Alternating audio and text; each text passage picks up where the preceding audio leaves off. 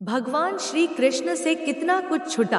पहले माँ छूटी, फिर पिता छूटे, यशोदा और नंद बाबा मिले, फिर वो भी छूटे, संगी साथी भी छूटे, फिर राधा भी छूटी, गोकुल छूटा, फिर मथुरा भी छूटी।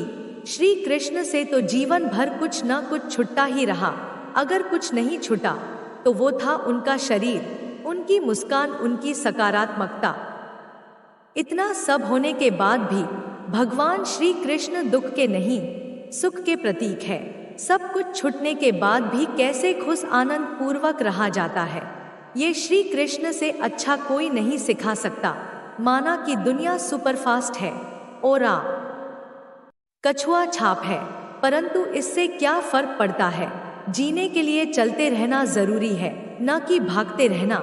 भागने वाले थक जाते हैं, रुक जाते हैं, परंतु चलने वाले चलते जाते हैं, चाहे जाना कितना भी दूर क्यों न हो। चिंता से चतुराई घंटे घंटे रूप और ज्ञान, चिंता बरी अभागनी, चिंता चिता समान। तुलसी भरोसे राम के, निर्भय होके सोए, अनहोनी होनी नहीं, होनी होए से होए।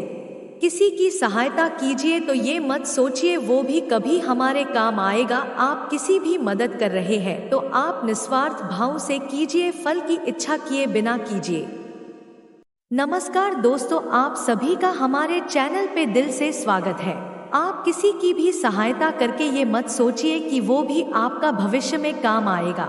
बस सहायता करके भूल जाइए, क्योंकि ये आशा का भाव ही भविष्य में आपके दुखों का कारण बनता है। आप जो भी कर रहे परमात्मा देख रहा है, और दूसरे जो कर रहे हैं उसे भी परमात्मा देख रहा है। न पर किसी को जताइए, न किसी को बताइए, बस इतना विश्वास रखिए, ईश्वर ने उसकी सहायता के लिए आपको भेजा है तो निश्चित ही आपकी भी सहायता के लिए किसी न किसी को भेज ही देंगे। काबू में रखिए प्रार्थना। एक वक्त की बात है, एक बहुत बड़ा धनी सेठ था और उस सेठ का राज्य बहुत छोटा था और उस सेठ के पास ज्यादा सिपाही भी नहीं थे। उसे हर वक्त यह डर रहता कि कब किधर से कोई उसके राज्य पर हमला कर दे, क्योंकि नगर के कई लोग उस सेठ के पास अपार धन होने के कारण ईर्ष्या करते थे। एक दिन सेठ उदास मन को लेकर घोड़े पे सवार होकर जंगल के रास्ते से अपने महल की तरफ जा रहा था। तभी जंगल में उसे एक बड़े से पेड़ के नीचे एक बुजुर्ग बैठे हुए दिखते हैं, जो बहुत ही ज्ञानी थे और सारे गांव वाले उन्हें से हर चीज की राय लेते थे। सेठ अपने घोड़े से उतरकर उन बुजुर्ग आदमी के पास जाता है और उनसे कहता है कि आप मुझे कोई ऐसा ताबीज दे दीजिए जो मुझे बुरे वक्त से बचाकर रखें। यह सुनने के बाद उन बुजुर्ग आदमी ने सेठ की तरफ मुस्कुराते हुए देखा और कहा कि मैं तुम्हें कोई ऐसा ताबीज या कोई ऐसी चीज नहीं दे सकता हूं जो तुम्हें बुरे वक्त से बचाकर रखें, लेकिन मैं तुम्हें एक ऐसा ताबीज दे सकता हूँ कि जब तुम पर कोई मुसीबत या बुरा वक्त आ जाए तो ताबिज को खोलने के बाद वह ताबीज तुम्हें उस मुसीबत से लड़ने में मदद कर सकता है। लेकिन याद रखना, इस ताबीज को तभी खोलना जब तुम पर चारों तरफ से मुसीबत आ चुकी हो, तुम्हारा समय बहुत खराब चल रहा हो और तुम्हारे लिए सारे दरवाजे बंद हो चुके हो, तब तुम उस ताबिज को खोलना, तुम्हें उस मुसीबत से लड़ने की हिम्मत मिल जाएगी।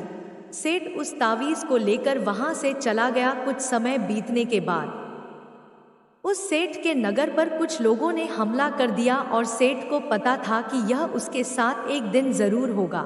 सेठ ने अपने सैनिकों को तैयार किया, लेकिन उसे सेठ के पास ज्यादा सैनिक नहीं थे और इसीलिए वह यह जंग हार गया। लेकिन किसी तरह सेठ एक घोड़े में बैठकर वहां से अपनी जान बचाकर निकल गया और वह जंगल के अंदर एक गुफा में जाकर छुप गया। लेकिन उसका पीछा करते करते कुछ सैनिक भी उसके पीछे आ गए। अब वह सेठ गुफा के अंदर छुपा हुआ था और उसे सैनिकों के कदमों की आवाज आ रही थी। अब उस सेठ के पास कुछ भी नहीं बचा था, सब कुछ खत्म हो चुका था। तभी उसे उन बुजुर्ग का दिया हुआ ताबीज अपने गले में नजर आता है। उसने बड़ी ही उम्मीद के साथ उस ताबीज को खोल कर देखा। उस ताबीज के अंदर उसे एक चिट्ठी देखी जिस पर लिखा हुआ था, यह वक्त भी गुजर जाएगा। यह पढ़कर सेठ को कुछ समझ नहीं आया, और जब उसने फिर से उसे लाइन को ध्यान से पढ़ा और उसे समझा तो सेठ के चेहरे पर एक मुस्कान आ गई, मान लो उसे कोई सहारा मिल गया हो। और फिर उस सेठ ने एक गहरी सांस ली और उसने उन सैनिकों का मुकाबला किया और वहां से बच निकला और दूसरे मुल्क में जाकर फिर से उसे सेठ ने अपनी सल्तनत कायम की। दोस्तों, यह बहुत ही छोटी लाइन है कि यह वक्त भी गुजर जाएगा, लेकिन इसके अंदर बहुत ही डीप मीनिंग छुपा हुआ है। और जब भी आप कोई मुसीबत में फंस चुके हो, बहुत सारी परेशानी आप पर आ चुकी है, चाहे आप पर बहुत सारा कर्जा हो चुका हो, आपके पास काम नहीं है और आप मेहनत कर रहे हो, लेकिन आपको उसका फल नहीं मिल रहा है और आपको कोई रास्ता नजर नहीं आ रहा है, तब यह लाइन खुद को बोलकर देखना, आपको एक सुकून मिलेगा और आपको यह फील होगा कि जाने दो, आज जो भी मेरी कंडीशन है, कितना भी मेरा वक्त बुरा चल रहा है, लेकिन कल परसों और एक न एक दिन यह वक्त भी गुजर जाएगा। क्योंकि समय अच्छा चल रहा हो या बुरा, वह ज्यादा दिन तक नहीं रहता और जिंदगी उसे ही कहते हैं दुख सुख साथी है।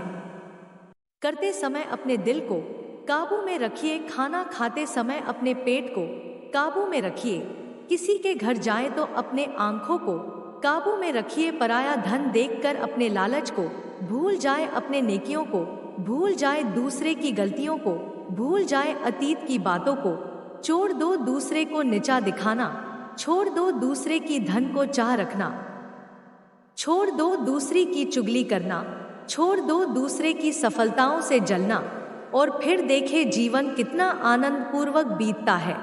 एक व्यक्ति ने एक फकीर से पूछा, उत्सव मनाने का सबसे बेहतरीन दिन कौन सा है? उस फकीर ने मुस्कुराते कहा, मौत से पहले। व्यक्ति ने आरचाई से कहा, परंतु मौत का तो कोई भी दिन नहीं होता।